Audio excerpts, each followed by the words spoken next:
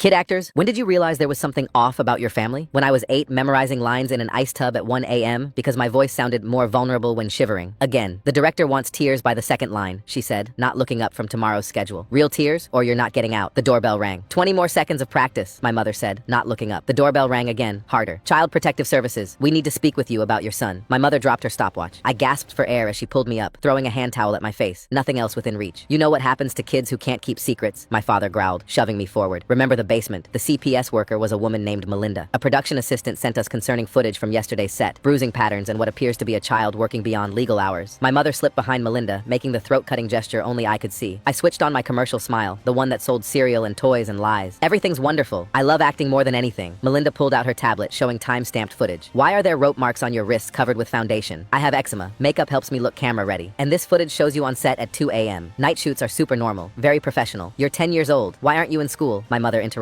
He makes more than a surgeon. You think Einstein worried about cursive when he was changing the world? Melinda's expression hardened. I need to speak with your son alone. She held up her badge when my father refused. They left the door cracked. Can you write your name? My hand trembled with the pen. The letters looked like shapes from a dream I couldn't catch. Melinda leaned close. Show me where you really sleep. I showed her my staged room first. Posters and awards and everything bright. This is pretty. Now show me where you really sleep. The truth clawed up my throat like bad method acting. The car, I whispered, and started crying. She followed me to the garage. The SUV's trunk, costumes for a pillow, equipment bags on either side, the cargo net I'd stare through during long drives between auditions. Melinda took pictures of everything. I knew I'd pay for this later, if there was a later. A doctor named Stefan arrived within an hour. The exam revealed everything. Torn shoulder muscles from wire work started too young. Vitamin deficiencies from the camera-ready diet. Chemical burns on my scalp from industrial hair dye. When did you last eat a full meal? Stefan asked. They measure my waist every morning. Under 20 inches gets breakfast. My ribs showed the truth better than words. Melinda scrolled through my demo reel, freeze-framing on how I'd shrunk between seasons. This is systematic starvation. The younger I look, the more I book. Each admission felt like failing an audition. Melinda went to confront my parents while Stefan stayed with me. Through the door, I could hear everything. He's a child, not a commodity, she said. My mother screamed. He's an asset, a brand. We own his image, his earnings, his future. My father bellowed. That ungrateful brat is our meal ticket. We created his career from nothing. Then my mother hissed something that made Melinda call the police immediately. One overdose and we'd own his estate forever. Child stars are worth more dead than difficult. What they said next almost made Melinda cancel the call, and in just seconds I was begging her not to throw out the case. My father's voice changed completely, dropping into that smooth tone he used with sponsors. Melinda, wait, Ronaldson said calmly. If police show up, the tabloids will follow. His face will be everywhere. No judge will let a traumatized kid testify under a media circus. We'll cooperate fully. Whatever you need. Just keep it quiet. Melinda paused, looking at me while I shook uncontrollably. She lowered her phone. I'm not canceling the case, she said firmly. But he's right about publicity destroying the investigation. What my parents didn't know was that she'd already photographed everything. I grabbed her arm. Please don't throw it out. She knelt down. I'm not giving up on you. She filed an emergency report at the table and requested an expedited hearing. I'm going to get you somewhere safe, but the court has to set a hearing date first, and these things take a few days. I'll push for the fastest slot they have. She pulled out a small phone, the cheap kind with buttons instead of a screen, and pressed a few things. One number in here. Mine. Day or night. Hide. It's somewhere they won't look. I knew exactly where. The trunk, the space, nobody cared about. That night I lay between the equipment bags, pressing my hand against the costume bag where the phone was hidden. For once, the secret was mine. Then something weird happened. The next morning I woke up to the smell of real food. Not protein shakes or rice cakes. Maribel at the stove with eggs and toast and a glass of orange juice. I hadn't had orange juice in months because of the sugar content. I waited for the catch, for her to pull out the measuring tape, but she just sat across from me and watched me eat. And when I finished, she didn't say a word about calories. Then she picked up a brush and started running it through my hair. Gently. Soft, slow strokes, like I'd seen other moms do on TV. I know things have been hard, baby. Mommy promises we're going to do better. Something inside my chest got warm and confused at the same time. That night she let me sleep in the guest room. A real bed with real sheets. The warmth felt like being told I was sorry, like being told I mattered. The next day, Ronaldson took me to a regular store. Pick out whatever you want. Not costumes, not character wardrobes. I picked a shirt with a dinosaur on it because I'd always liked dinosaurs but never got to wear stuff like that. Then he took me to get food, and I sat across from him eating a real burger with cheese and ketchup, and he didn't pull out a tape measure. When I got ketchup on my face, he handed me a napkin and laughed. We've been pushing you too hard, son. That's on us. I almost cried right there. Real tears. Not the kind Maribel trained me to produce. This was the father I had dreamed about. The one who laughed at ketchup on my face instead of telling me I was ruining my skin. Maybe people really could change. Maybe Melinda had saved my family, not just me. I held on to that story for almost a full day. Then I heard Maribel on the phone. Second night. Her voice carried from down the hall, the door half open. Ramon, we need character witnesses. Get every director he's worked with to say he's happy, healthy, thriving. 5 statements by Friday. Then she laughed. The real one. The one that meant she thought she was smarter than everyone. A report is just a story, and nobody tells stories better than us. Everything came crashing down. The eggs, the hairbrushing, the dinosaur shirt, the warm sheets that felt like forgiveness. None of it was real. It was the best performance they'd ever done, and they'd done it just for me, their audience of one. They weren't changing. They were rehearsing. I walked back to the guest room on shaking legs and called Melinda from under the blanket. They're faking it. They're getting people to lie. Please hurry. A pause. Okay, the court set the hearing for 5 days out. I'm going to use what you just told me. But her voice had a tightness I'd never heard before. The next day, Stefan came back and put everything in writing. He went through it with the kind of detail that doesn't doesn't leave room for maybe it was an accident. Bone density scans showed at least 3 years of damage. The injury started when I was 7. This child's body reads like a construction worker's, not a 10-year-old's, he told Melinda. He signed it, dated it, handed it to her like a weapon she could use. I tried to remember what I was doing at 7. Filming a cereal commercial, learning to cry on cue, getting fitted for a harness for the first time while Maribel told me to stop whining because pain was just the price of being special. The third day, I heard the front door open and Ramon's voice, my agent. I crept out of the guest room and sat at the top of the stairs. I'd done this 100 times before. When you grow up in a house where every conversation is about you but never includes you, you learn how to listen without being seen. The network is asking questions, Ramon said. Show is mid-season. If he gets pulled, the whole thing collapses. Contract worth millions. Ronaldson's voice came back hard. Then make sure he doesn't get pulled. Ramon said he knew a family court consultant who understands how these things work. Maribel jumped on it. Call them, whatever it costs. Then Ramon lowered his voice. If this goes sideways, I can't be connected to any of it. Ronaldson laughed. You represent the money, Ramon? Don't pretend it's anything else. I sat at the top of those stairs with my knees pulled up to my chest, and the whole picture changed. It wasn't just Maribel and Ronaldson. It was Ramon. It was the network. It was sponsors and contracts and a whole machine built around me, and every part of it needed me to stay exactly where I was. I was 10 years old and worth millions to people who had never once asked me if I was okay. I called Melinda that night and told her every word. She went quiet, then said, act normal for a few more days. Eat the breakfast. Wear the clothes. Smile when they smile. Acting normal is literally my job, I said. She didn't laugh. The next day, Melinda reached out to the production assistant, the one who had sent the footage to CPS in the first place, and asked her to testify. The PA said yes, but she was scared. Someone from Ramon's team had already called her. The message was simple. If she cooperated, her career in the industry was over. Melinda wrote down every word and filed it as witness intimidation. The hearing was 2 days away. Every morning, I ate the eggs. Every afternoon, I wore the dinosaur shirt. Every night, I called Melinda. I was a spy in my own home, and the only thing keeping me safe was a cheap phone with one number in it and a woman who picked up every single time. 2 days before the hearing, a man named Isaiah came. Child advocacy volunteer working with Melinda's office. Routine welfare check. He sat on the floor with coloring books and a box of crayons. You want to color with me? Maribel watched from the doorway like a director watches a scene from the monitors. Then Isaiah said, casual, like it didn't matter. So what's your favorite thing to do that isn't acting? I opened my mouth. Nothing came out. I didn't have a favorite thing that wasn't acting. I didn't have anything that wasn't acting. Every minute of every day for as long as I could remember had been about the work. I sat there with a green crayon in my hand, frozen over a cartoon frog. Maribel jumped in. He loves swimming and reading comics. He's just shy. Isaiah didn't correct her, but the way he looked at me for 1 second, I could tell he understood. The second his car pulled away, Maribel's face changed. She grabbed my cheeks, her nails pressing in. You are nothing without us. You think anyone else is going to care about you? You're a product. Products don't have feelings. I didn't cry. I'd learned a long time ago that crying in front of Maribel only made things worse, but something inside me cracked a little more, like a windshield with a chip in it that keeps spreading every time you hit a bump. The next morning, everything fell apart. Melinda called. My parents' legal team had filed an emergency motion to block the hearing. Tainted evidence. Improper visit. Their family court consultant had written something official challenging Melinda's protocols. The hearing is at risk of being pushed back indefinitely. Then she told me there might be a preliminary conference call, and if the judge wanted to speak with me, everything would depend on what I said. My brain immediately ran through the scripts. Happy family, camping fort, stage combat. Not what your parents told you to say, Melinda said, like she could read my mind. What you say. Your own words. You don't have to be brave, you just have to be honest. That night I texted her back the only honest thing I'd ever said to anyone. I'm scared, she replied. Good, that means it's real. The conference call came next morning. We sat in the living room like a family portrait nobody asked for. Maribel squeezed my hand so tight my fingers went white. It wasn't a I love you hold. It was a leash. Their lawyer spoke first, smooth and expensive. The footage was shared without permission. The initial visit lacked proper documentation. The caseworker spoke to a minor without an advocate present. The entire investigation built on tainted evidence. Then Melinda's voice came through, and for the first time I heard a shake in it. She argued Stefan's medical findings stood on their own, but the judge cut in. If the visit itself is ruled improper, the exam results could be challenged as well. My heart dropped. Melinda pushed back about my independent phone calls. The lawyer pounced. A 10-year-old calling a government worker who told him she would, and I quote, get him out, is coercion, not evidence. That's a state agent cultivating a witness. I looked at Ronaldson. Small, satisfied smile. Maribel was dabbing her eyes with a tissue, performing grief on a phone call where no one could see her. She couldn't turn it off even with no audience. It was baked into her the same way it was baked into me, except she chose it and I never did. The judge called a recess. I asked to use the bathroom and pulled the phone from my sock. It's not going well, Melinda whispered. If the judge delays this, I'll file an emergency petition through another channel, but that could take weeks. Weeks meant my parents would move me. New city, new name, same trunk, disappearing. If the judge wants to talk to me, I said, I'll talk to him. For real this time. No script, no act, just me. When the call resumed, the judge granted a 2-week continuance. Maribel squeezed a victory squeeze. Then he added one more thing. Before the next hearing, I'd like to conduct a private interview with the minor, in my chambers, without parents, counsel, or any other parties present, just myself and the child. Maribel's grip loosened, then tightened. Her smile froze in place like a mask glued on wrong. Ronaldson's knuckles went pale on the chair arms. They couldn't coach me in chambers. They couldn't make the throat-cutting gesture from across the room. They couldn't whisper threats or feed me lines or remind me about the basement. For the first time in my life, I was going to be in a room where performance wouldn't save anyone. The chambers meeting was a week out. My parents rehearsed me every night. Ronaldson ran questions like a director running lines. What about school? Homeschooled and love it. What about the bruises? Stage combat training. What about the car? I like camping in the garage. It's my fort. Over and over until the answers came out automatic. Maribel was softer, but somehow scarier. She'd sit on the edge of my bed and tell me stories about about kids who got taken from their families, kids who ended up alone in group homes, forgotten, thrown away like trash nobody wanted. She'd stroke my hair and say no one would ever love me the way she did. But every night when the house went quiet, I called Melinda. She picked up every single time. She never forgot my name, not once. The morning of, Maribel dressed me in the dinosaur shirt and brushed my hair with that same fake, gentle touch. We drove to the courthouse in silence. Maribel wore a dress I'd never seen before, soft colors, nothing flashy, the kind a mom would wear to a school play. Ronaldson wore a suit and a tie that looked like it cost more than anything in my closet. They looked perfect. They looked like catalog parents, the kind you'd see in a picture frame at the store before you even buy it, the fake family that comes with the frame. In the courthouse hallway, Maribel knelt and straightened my collar, her fingers pressing hard into my collarbone. Anyone watching would have seen a mother taking care of her little boy. "Remember who feeds you," she whispered. "You walk in there and you tell that judge you love your family, or I promise you, the next role you play will be at your own funeral." Then she kissed my forehead, soft, gentle, like a real mom saying goodbye on the first day of school. The judge's chambers were nothing like I expected. Just a room, a desk, bookshelves on the walls, a window with light coming through it, no cameras, no audience, no monitors playing back my performance. The judge folded his hands and looked at me, not the way casting directors did, just looking. "I've read a lot of paperwork about you this week. I don't want to hear about paperwork. I want to hear about you. Can you tell me what a normal day looks like?" The commercial smile started to form, automatic, like breathing, homeschooled, fort in the garage, stage combat, the lines queued up like a teleprompter. I was about to deliver the greatest performance of my life, the one that would send me back to the eggs and the warm sheets, the one that would make Maribel proud, the one that would keep me alive, and then I stopped, because somewhere under all the scripts I heard Melinda's voice from that night on the phone. "You don't have to be brave, you just have to be honest." The smile fell off my face. Not slowly, it just dropped, like something I'd been holding for too long and my hands finally gave out. I looked at the judge and said, "I don't know what a normal day looks like. I've never had one." And I watched something happen in his face, a small shift just at the corners of his eyes. He didn't lean back. He didn't write anything down yet. He just got very still, the way people get when they realize the conversation they thought they were having isn't the conversation they're actually in. The truth came out the way water comes out of a broken pipe, messy and rushing and impossible to control. I told him I slept in the trunk of an SUV, between equipment bags, with costumes for a pillow. I told him my mother measured my waist every morning and under 20 inches got breakfast. I told him about ice baths at 1 a.m. because shivering made my voice sound more vulnerable and directors liked it better that way. I told him my father talked about the basement when I did something wrong, and I didn't even know what was in it because the threat alone kept me in line. I told him I couldn't read. I said it out loud in a room with bookshelves on every wall, and I watched his eyes move to the shelves for half a second, then back to me, and his jaw set in a way it hadn't been set before. I told him I didn't know what a play date was. I told him I'd never been to a real school. I told him my mother said child stars were worth more dead than difficult, and that she said it the way you talk about the weather, like it was just a fact, like I was a thing with a price tag that went up or down depending on how much trouble I caused. I was crying, not the controlled tears Maribel trained me to produce, ugly ones, nose running, breath gulping, face blotchy. Nobody was directing this scene. There was no script. Being honest was harder than the ice baths, harder than the wire work, harder than smiling through a 14-hour shoot on an empty stomach, because performing had rules and someone always told you when you got it right. Honesty didn't come with any of that. You just said the thing and let it sit there and hoped someone believed you. The judge let me talk until I ran out of words, then waited a little longer in case I had more. "Is there anyone in your life right now who makes you feel safe?" I thought about it, really thought, running through every adult who had ever been in my life, looking for one who had made me feel like I wasn't just a product or a paycheck. There was only one. Melinda, the CPS lady. She calls me every night. She never told me what to say. She just asked me what was true. The judge was quiet for a long moment. He didn't reach for his pen. He just sat there looking at me, and I could see him putting it together, every piece landing behind his eyes and settling into place. Then he nodded, slow and certain, the way you nod when you've decided something and you don't need to think about it anymore. He picked up his pen and wrote one short line on the paper in front of him. "Thank you. You did a very brave thing today." In the hallway, Maribel grabbed my arm, her fingers pressing into the spot where the bruises used to be. "What did you say? What did you tell him?" I looked at her hand on my arm, her perfect makeup, her modest dress, her whole entire costume. And for the first time in my life, I didn't answer her. I didn't give her the line she wanted. I didn't report back like a good little actor after a take. I just stood there and said nothing, and her face changed in a way I'd never seen before, because she didn't know what to do with silence she hadn't scripted. The bailiff led us into the courtroom. The judge came in and took his seat, and when he spoke, the room went completely still. He didn't read from any paperwork. He looked straight at my parents. "I just spent 40 minutes in a room with your son. He told me things that no 10-year-old should be able to tell anyone. He told me them without prompting, without rehearsal, and without any adult in the room to coach him. What I heard was enough. The silence after was the loudest thing I'd ever heard. Combined with the independent medical examination performed by Dr. Stefan Ashcraft and the documented evidence of witness intimidation by parties associated with this family, I am granting an emergency order of removal effective immediately," Maribel screamed. Not a performance, raw and jagged and ugly, the kind of sound that comes from a place that has nothing to do with cameras or audiences. She lunged forward and the bailiff caught her. Ronaldson slammed his fist on the table. "You can't take our property." The judge didn't flinch. "He's not property. He's a child, and this court is done watching you pretend otherwise." A woman from child services walked up to me. Gray jacket, kind eyes, calm voice. "Come with me, sweetheart." Her hand was warm and dry. She didn't squeeze too tight. At the door, I looked back one time. Maribel held by the bailiff, her careful makeup ruined, the whole costume falling apart. Ronaldson red-faced and screaming at his lawyer, and Melinda by the far window, watching me with steady eyes. When our eyes met, she gave me one small nod. No big speech, no dramatic moment, just a nod that said, "I see you, and you did it, and I'm still here." I turned back around. Nobody handed me a script. Nobody told me where to stand, and I kept walking.